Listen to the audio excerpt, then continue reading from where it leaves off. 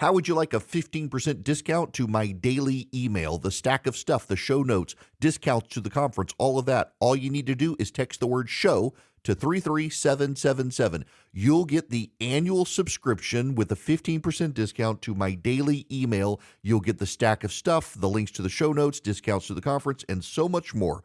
All you have to do is text the word show, SHOW, to 33777. Text show to 33777.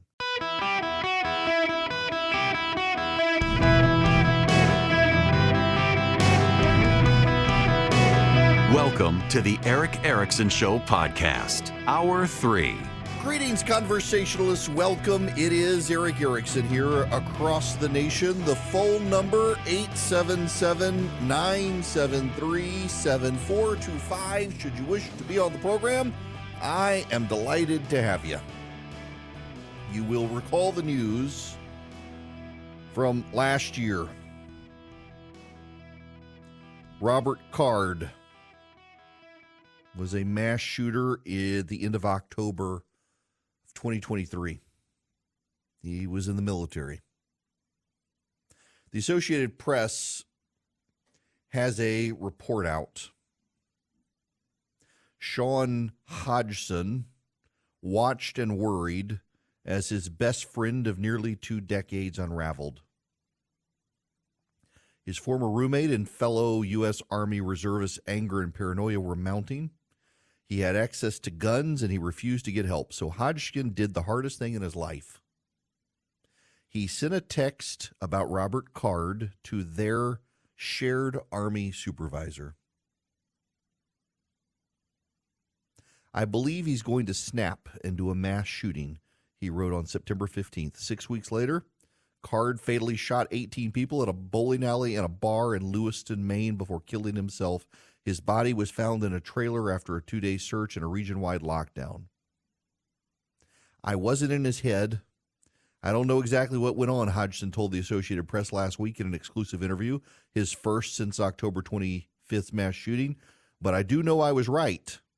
The series of warning signs about Card had been well documented. In May, relatives warned police that Card had grown paranoid, and they expressed concern about his access to guns. In July, Card was hospitalized in a psychiatric unit for 2 weeks after shoving a fellow reservist and locking himself in a motel room. In August, the Army barred him from handling weapons while on duty and declared him non-deployable. In September, Hodgson raised the most glaring red flag, telling authorities to change the passcode at the gate at their Army Reserve training facility and arm themselves if Card showed up. Please, he wrote, I believe he's messed up in the head. But authorities declined to confront Card, the clearest example of the missed opportunities to intervene and prevent the deadliest shooting in state history. That's hard to swallow for Hodgson, who pushed back against an independent report for law enforcement that described him as over-the-top and alarmist. I did my job. I went over and beyond it. I literally spelled it out for them, said Hodgson, 43, referred to only by his last name in documents related to the case. I don't know how clear I could have gotten. His account, taken together with law enforcement documents, videos, and other interviews, provides the most comprehensive picture to date of potential missteps leading up to the attack. And do you know how law enforcement has responded? They've attacked Hodgson, said he's an alcoholic. For much of their friendship, Robert was the sensible one, Hodgson said. They met in 2006 in the Army Reserve, became especially close when they both divorced around the same time. When Hodgson was evicted from his New Hampshire apartment in 2022, Card told him to move to Maine. They lived together for about a month. When Card was hospitalized in New York in July, Hodgson was the one who drove him back to Maine. By then, Hodgson said, Card had begun venting to him about his belief that those around him were accusing him of being a pedophile. Hodgson says there's some truth to this. There's a case of mistaken identity. Another Robert Card is on the state sex offender registry. Hodgson described an incident at a bowling alley when a father snatched his daughter away from Card after he offered the toddler a hello. I always believed him. I always stuck by him. I'm the closest one to Robert Card. Besides his mother, he pushed everyone away. I was the last one he pushed away. In September, after a night out at Oxford Casino, Card flipped out, pounding the steering wheel and nearly crashed several times. After Hodgson begged him to pull over, he said Card punched him in the face. We were having a good night, and then he snapped. Hodgson got out at a gas station near his house. They never spoke again. Because Card did not name specific people to threaten, they didn't take Hodgson seriously. Authorities briefly staked out the Army Reserve Center and visited Robert Card's home, but declined to confront him, fearing it would throw a stick of dynamite in a pool of gas, according to a video released last month by the sheriff's office. These people in Maine, they all died in a bowling alley. And I don't think reading this that it's a coincidence that Robert Card shot up the bowling alley after a man yanked his child away from Robert Card in a bowling alley, convinced that this Robert Card was the pedophile when it was actually a different one. He was clearly dealing with serious issues, and his family warned the police. And what's remarkable and tragic is that all the warning signs were there and all the laws were there. When gun control activists talk about this issue, they always want to pass more laws, and they ignore that the existing laws have been ignored. Maine had laws that could be used, and they did not use them. Reminds me of the Uvalde tragedy, that all the kids killed in that school in Uvalde, Texas. I say, you say, we all say on the right, a good guy with a gun can stop a bad guy with a gun. There were a lot of supposed good guys with guns that day who didn't stop the bad guy with the gun till he was finished killing all those kids.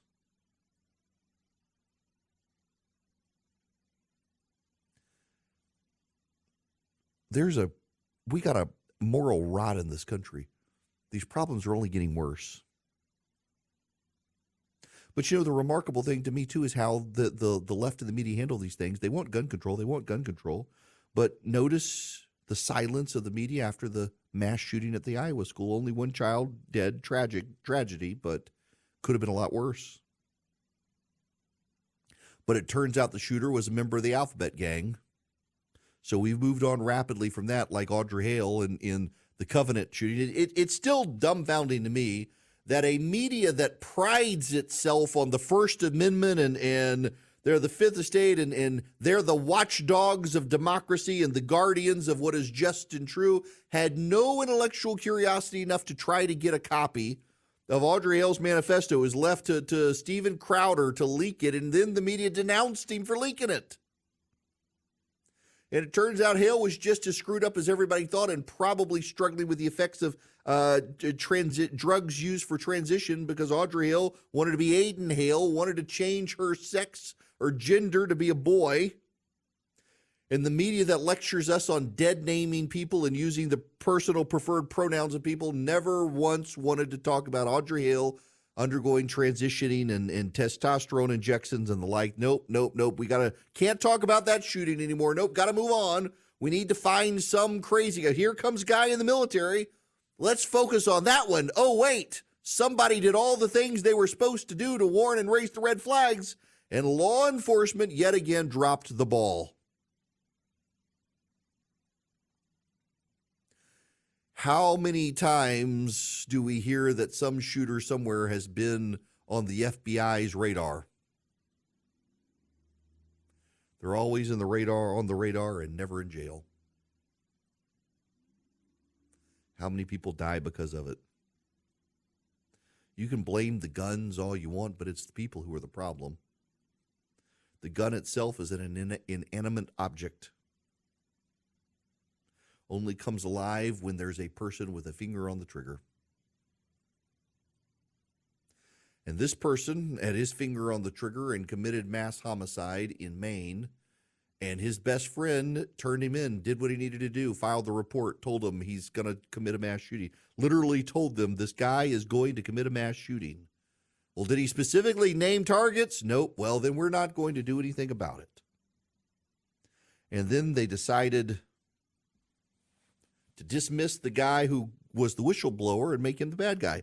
In videos, officials downplayed Hodgson's warnings, suggesting he might have been drunk when he texted at 2:04 a.m. Speaking to police at the training center, Army Reserve Captain Jeremy Reamer described Hodgson as, quote, not the most credible of our soldiers, and later told the Sagadahoc Sheriff Sergeant Aaron Schofield his message should be taken with a grain of salt.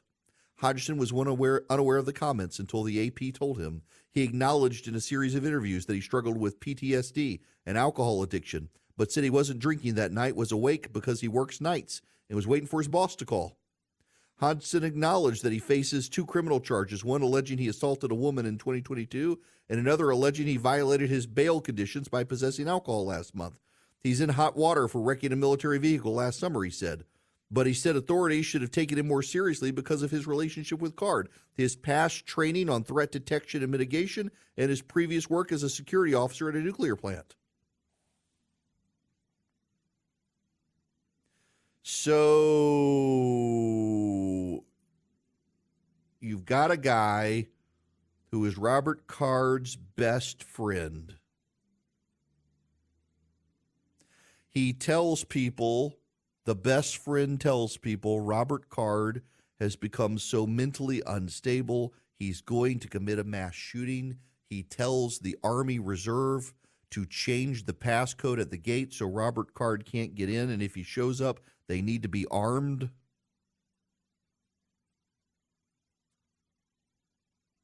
And the response from the police is, well, the guy who warned us is an alcoholic who's got his own problems with law enforcement. There's always an excuse, isn't there? There's always an excuse. All the authorities, they get to make excuses and cover for each other's excuses, as opposed to doing the hard things. We are increasingly a people with those in charge of us unwilling to do the hard and the necessary things. They want to do the easy things. They didn't sign up for the hard things. When crisis comes, and only when crisis comes, do you really see the true mettle of a man. Do you see their character come out, how they handle the crisis? It was easy to pass the buck and say, well, he didn't name specific people.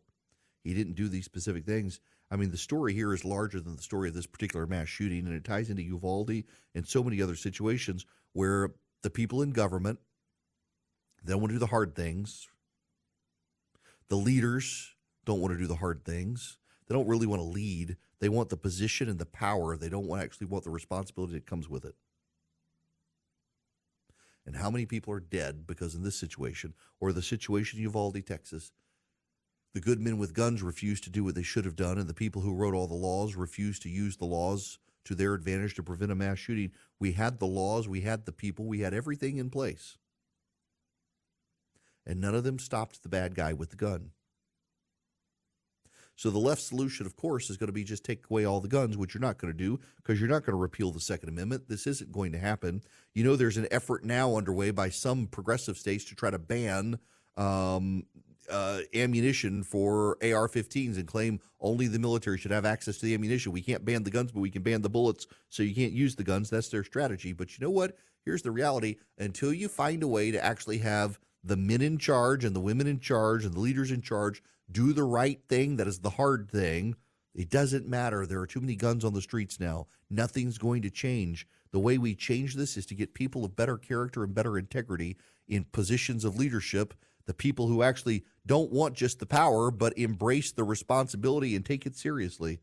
Otherwise, we're just going to keep having more of these things. Well, let me read you filing. My buddy Phil Holloway sent this to me. This is in the Nathan Wade versus Joycelyn Wade divorce case. Notice he is suing her for divorce. This divorce case was filed by plaintiff Nathan J. Wade on November 2nd, 2021.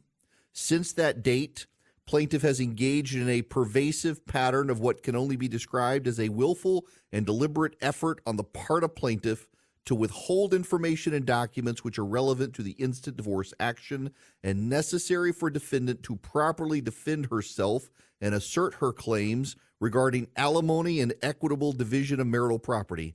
Defendant recently learned that plaintiff was appointed the anti-corruption special prosecutor for the Fulton County District Attorney's Office in the matter of the state of Georgia versus Donald John Trump et al.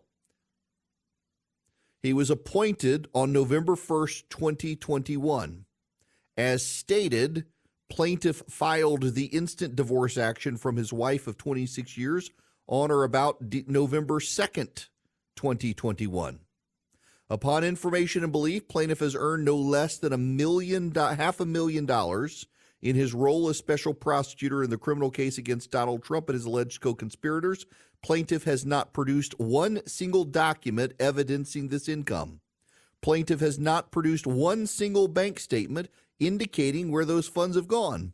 Plaintiff has knowingly obfuscated the civil litigation to his own ends. Furthermore, while earning such substantial sums, Nathan Wade has provided nearly nothing to his wife for her support and survival, as her own bank account is often in overdraft. Wow. So Nathan Wade gets appointed by Fani Willis to be the special prosecutor on November 1st, 2021, and the next day files for divorce against his wife. And then, over the course of the last year, refuses to provide any documentation as to his income from that special prosecution appointment. Holy cow, this is just bad stuff. Phil Holloway notes on Twitter that the lawyer alleges Trump's special prosecutor withdrew money from his wife's account for his use, despite the substantial sums being paid by him or to him from Fani Willis in the Fulton Trump case. And that caused her accounts to be overdrawn. So Nathan Wade, according to his wife, would take money out of her checking account to cover his costs and would overdraw her bank. It sounds like an upstanding guy. My goodness gracious. My goodness gracious. These people and their lack of integrity. All right. When we come back, Neil wants to talk about the border. I want to talk about the border. We've got more from the border. We've also got more issues involving the economy and the inflation report. It's not good. I played the audio for you earlier. I will again when we come back from Rick Santelli that the costs have gone back up. The Fed thinks inflation's coming down to 2%, but it popped up last month. They still think it's going to go down. They still think it's headed in the right direction, but last month didn't do so hot, and that means that we're not going to see probably rate cuts in the first quarter of this year. A lot of businesses were hoping for rate cuts this quarter. Probably not going to happen.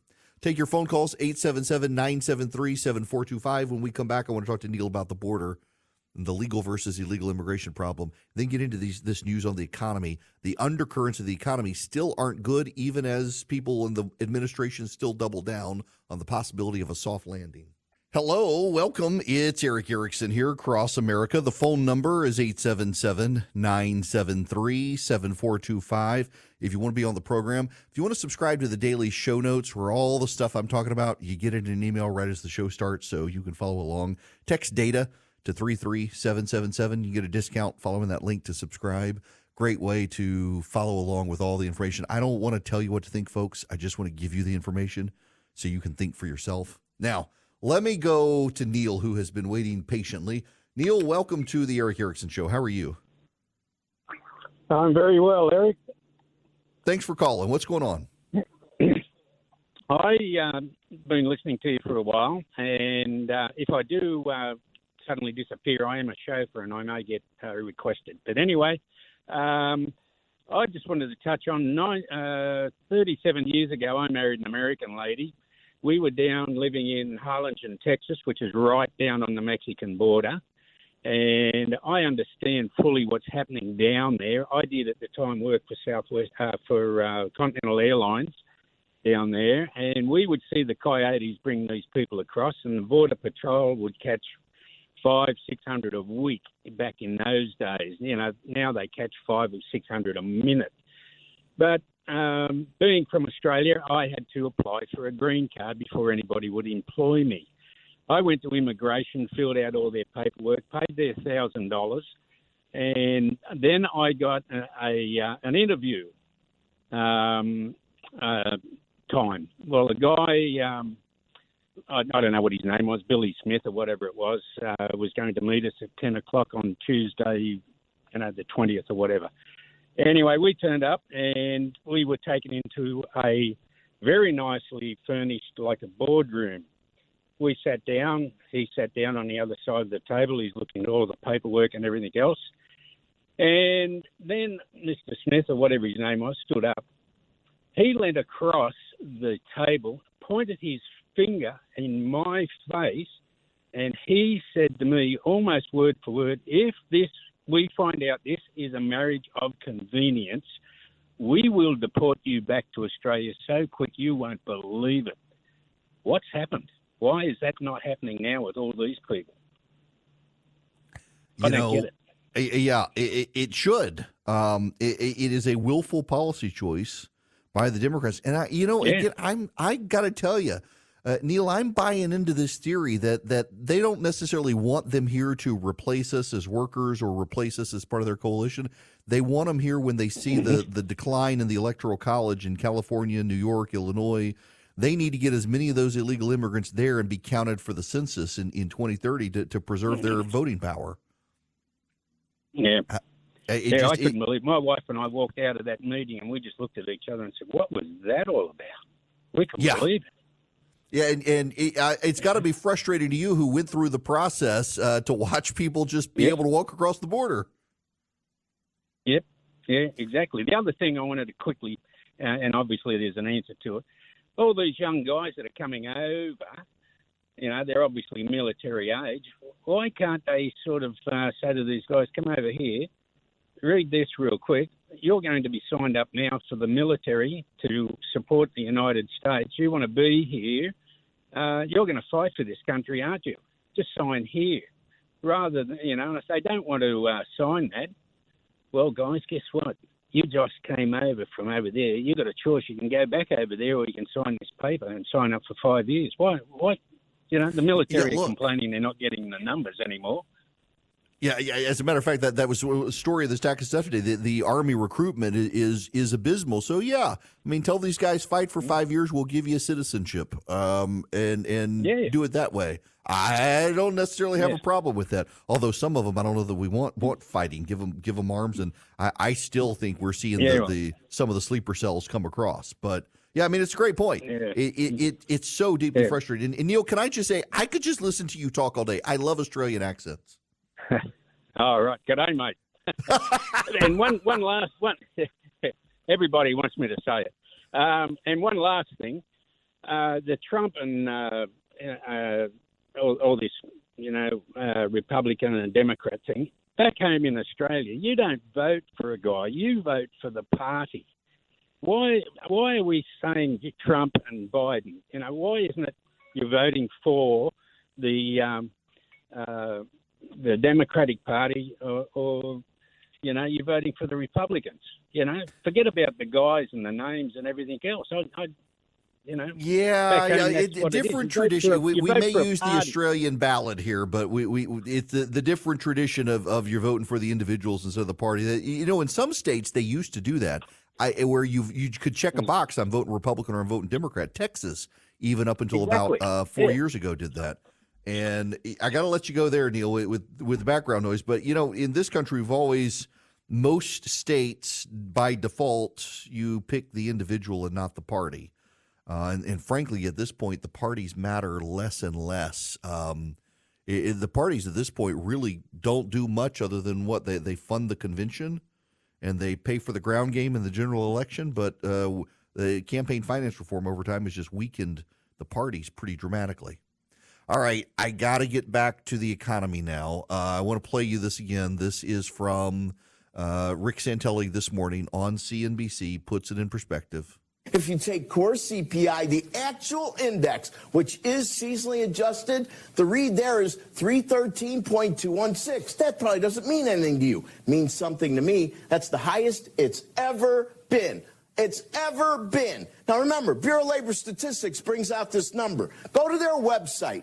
When did COVID start? March of 2020? Okay, this is a decent number. That means Nov was the most updated we had prior to about 2 minutes ago. If you go to their website and you look at their CPI inflation calculator and you put in Feb of 2020, what you'll find is it takes $1.19 of Nov $23 to buy what bought $1 pre-COVID. Do it if you don't believe me. It is remarkable.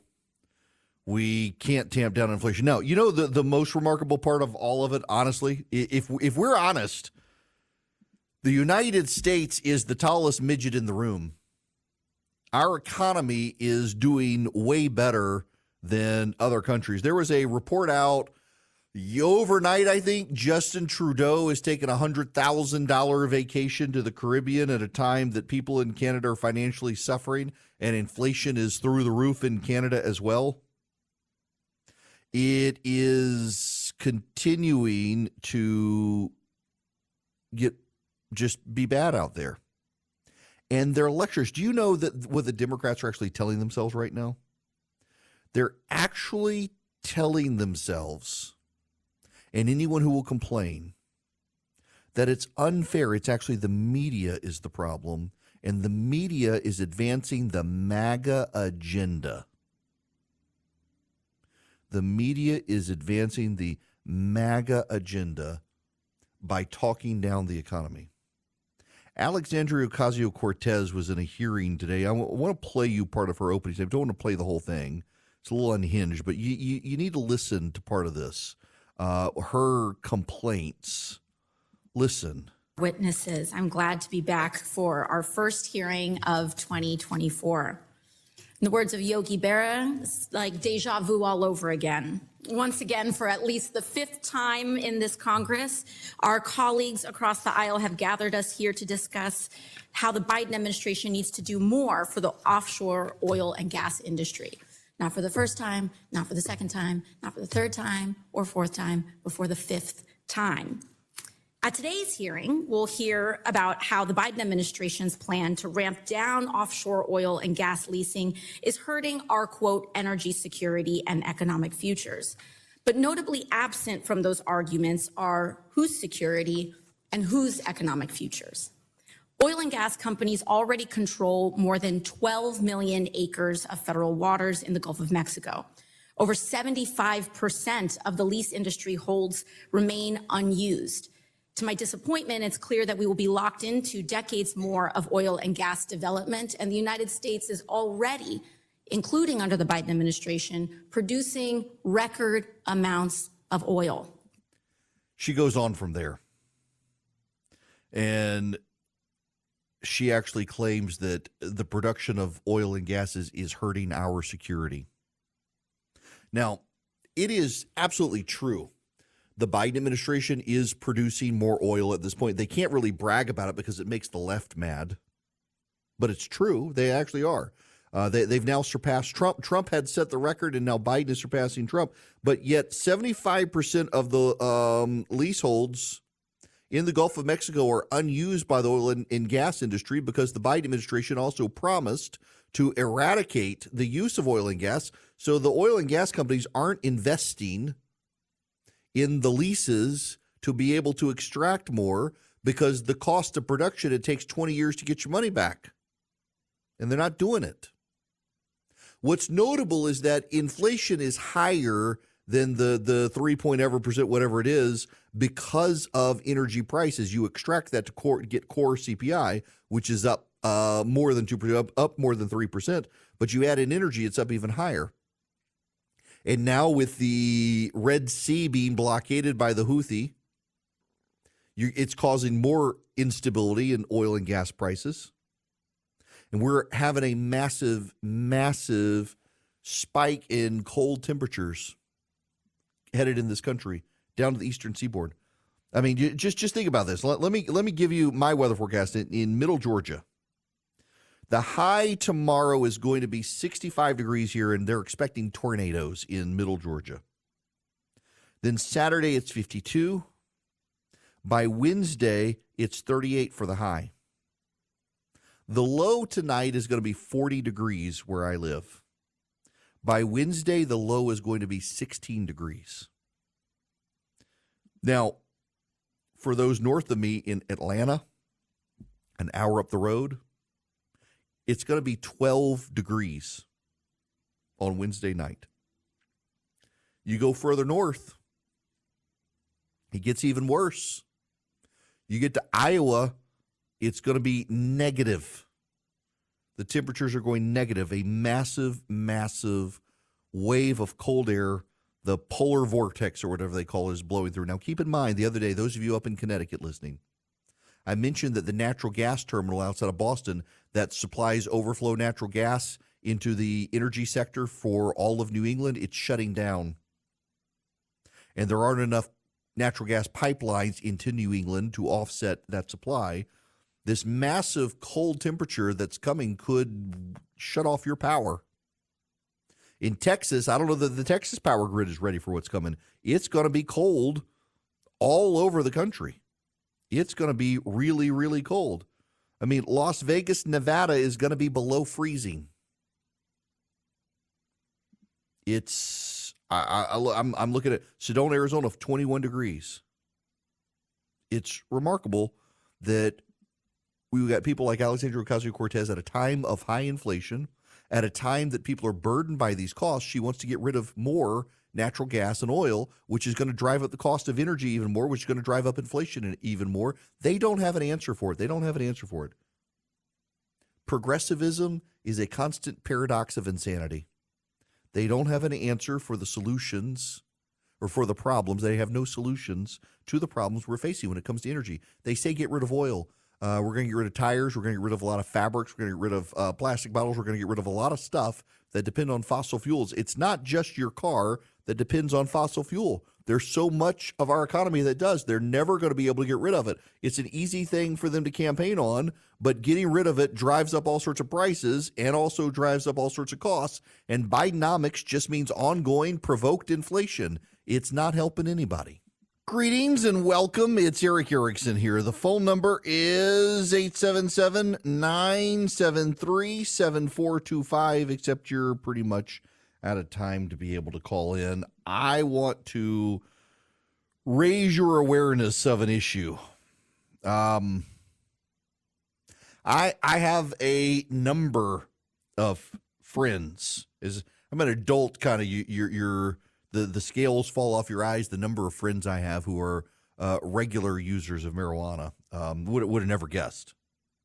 And I make no judgment on those who do. However, you need to be aware of teens using weed. There's a more growing body of evidence that people under 25 who regularly use marijuana begin to have serious mental health problems.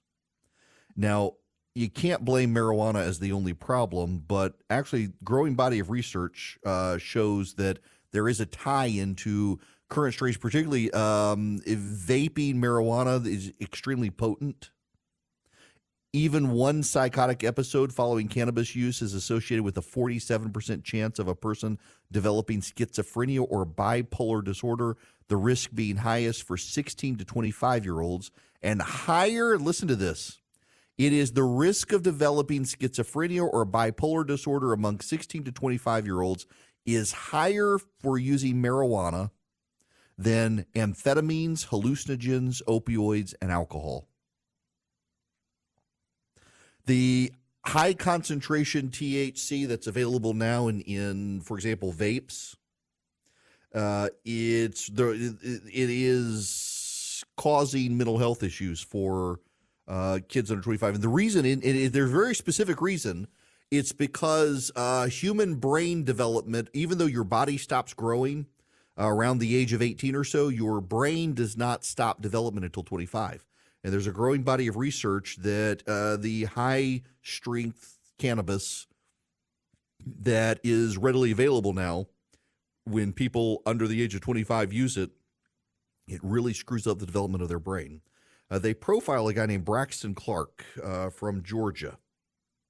He used marijuana to control his emotions. At 17, he was using it every day. When he was 18, he had a psychotic episode after using cannabis, was admitted to the hospital, spent the next 3 years sober. Then one day he tried it again, and before long, back in the hospital. He says, I lost my faculties. I wasn't making sense. He's 24 now, been sober for a year, thriving in college with the help of medications. Doctors diagnosed him with a psychotic disorder brought on by using cannabis. He's among thousands of teens and young adults developing delusions and paranoia after using marijuana. Legalization efforts have made it more readily available, and more frequent use of more potent marijuana than was available 20 or 30 years ago is directly being tied to psychotic episodes. Deepali Gershon, an addiction psychiatrist at Compass Health Center in Northbrook, Illinois, says this isn't the marijuana of 20 to 30 years ago.